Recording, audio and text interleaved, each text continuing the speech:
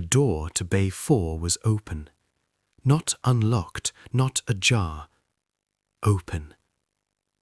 Wide open, the way you open a door when you are expecting someone to follow you through it. I had checked Bay 4 at 1:50 a.m., 12 minutes earlier. The door had been sealed, padlocked from the outside, exactly as it had been every night for the 11 months I had worked this building. I stood in the corridor looking at that open door, and I felt the particular kind of cold that has nothing to do with temperature. I took one step toward it, and the clocking terminal at the end of the corridor, the one that had not registered a single entry in 11 months, beeped. My name is not important. What matters is that I am a contract security officer, and for 11 months I worked the night shift at a decommissioned manufacturing plant on the outskirts of an industrial estate in the north of England. The facility had been officially closed since 2021. The company that owned it had gone into administration. The building was being maintained under a bare-bones security contract while the site was assessed for demolition or resale. No active staff, no operational equipment, no reason for anyone to be inside between the hours of 10 p.m. and 6 a.m., except me. My shift was simple.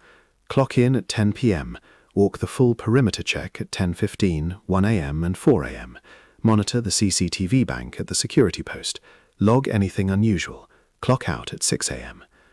In 11 months, I had logged nothing unusual. The building was empty.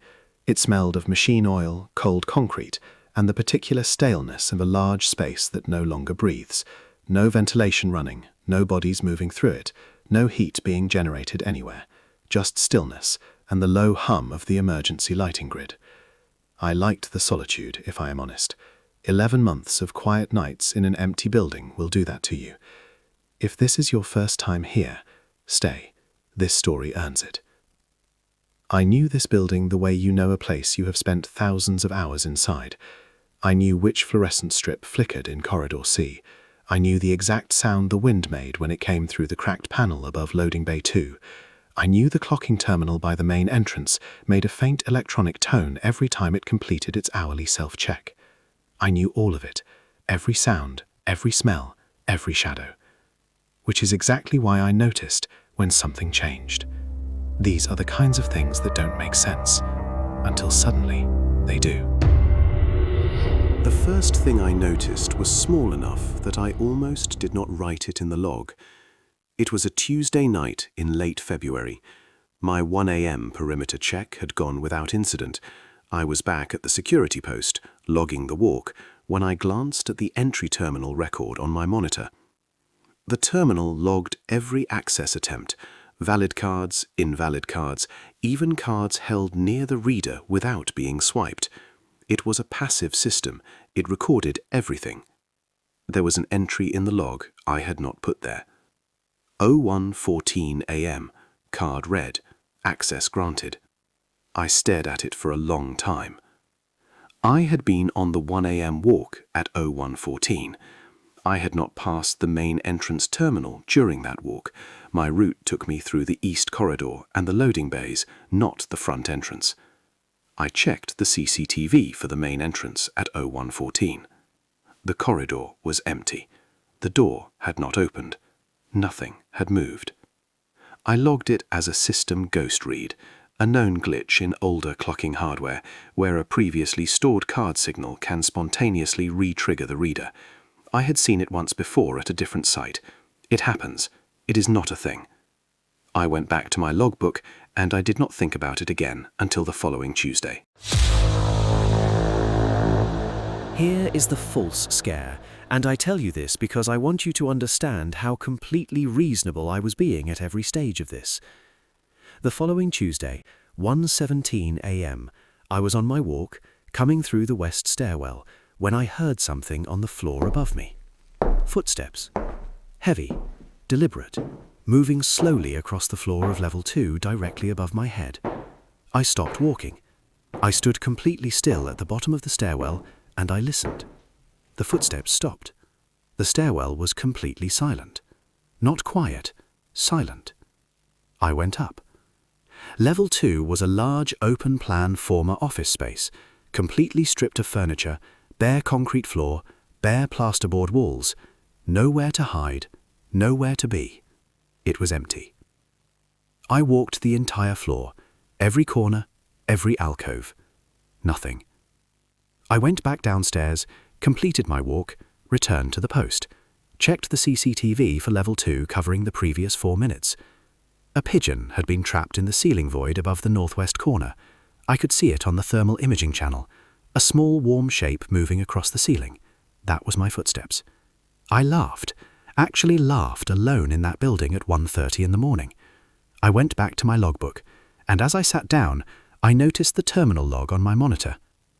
01:17 a.m. Card read. Access granted. The same card. The same time, within 3 minutes, as the previous Tuesday. I pulled the full terminal log that night. Not just recent entries, the complete archived record going back to when the security contract had started, 11 months prior. I sorted it by card number. The card that had triggered the reader, card ID 4471B, appeared in the log 41 times. 41 entries across 11 months. Every single one on a Tuesday. Every single one between 1 a.m. and 2 a.m. I cross-referenced the card ID against the facility's employee database, the old one still stored on the site server from when the plant was operational. Card 4471B had been issued to an employee named Dale Reeves, senior maintenance technician, 14 years with the company. Dale Reeves had left the company in March 2022 when the facility closed, standard redundancy. His access card had been deactivated on his final day.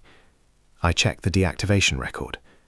The card had been deactivated, confirmed, on 31st March 2022. It had been deactivated, and it had been triggering the entry reader in this building 41 times since. I sat at my security post at 2 a.m. in an empty building, and I read that name, Dale Reeves, and I felt something I could not name settle into the room around me. I want you to understand something about that feeling. It was not fear exactly. It was more like the sensation of realizing that a room you thought was empty has had someone standing in the corner of it for a very long time. I need you to stay with me here, because what I found next is the part that I have not been able to explain to a single person I have told this to, and I have tried many times. I went to the HR archive on the site server, old files, barely maintained, but still accessible. I found Dale Reeves' personnel file. Standard record, start date, role history, redundancy documentation, and at the bottom of the file, a single added entry, date stamped 4 months after the facility closed. It said, next of kin notified, cause of death, cardiac event, age 58. Dale Reeves had died in July 2022, 4 months after the plant closed. I read that line 3 times. His card had been deactivated before he died. His card had been triggering this reader for 11 months after he died. I pushed back from the desk. I stood up, and from the corridor behind me, from the direction of Bay 4, which I had checked and sealed 40 minutes earlier, I heard the sound of a door opening. Bay 4. The door was open. I stood in the corridor and looked at it. The padlock was on the floor. Not broken. Not cut. Unfastened. Placed neatly on the floor beside the doorframe. The way you put something down carefully when your hands are full. I took out my radio. I called it in. Told dispatch I had an open door on Bay 4. Possible unauthorized access. Requesting advice. Dispatch told me to do a visual check and confirm whether entry had occurred. I walked to the door. I looked inside. Bay 4 was a large former assembly area. High ceiling. Bare concrete. 8 months of dust on every surface. The dust on the floor had been disturbed. Footprints. Leading from the door inward. One set going in, no set coming out. I stood at the threshold of Bay 4, and I looked at those footprints, and I made a decision I am not proud of. I did not go in. I stepped back. I pulled the door closed. I stood there with my back against it, and I looked down the empty corridor. The clocking terminal at the end of the corridor beeped. I looked at it. The green access light was on. I had not moved. The front entrance was 40 meters away. No one had passed me. The terminal beeped again, and the green light went off. I called dispatch again, told them I needed an immediate welfare check and a second officer on site. They told me the nearest available officer was 40 minutes away. I sat on the floor of that corridor, with my back against the door of Bay 4, and I waited for 40 minutes, and I did not move once. The second officer arrived at 2:51 a.m. We checked Bay 4 together. The footprints in the dust led to the center of the room, and stopped. No disturbance beyond that point, no other marks, no sign of anyone having been there except those prints leading to one spot and ending. We checked every exit, every window, every panel in the roof. Nothing had been opened, nothing had been disturbed. Whatever had made those prints had walked to the center of Bay 4 and had not walked back out. The second officer filed it as an unexplained access incident. We both signed the log. The site manager was notified the following morning.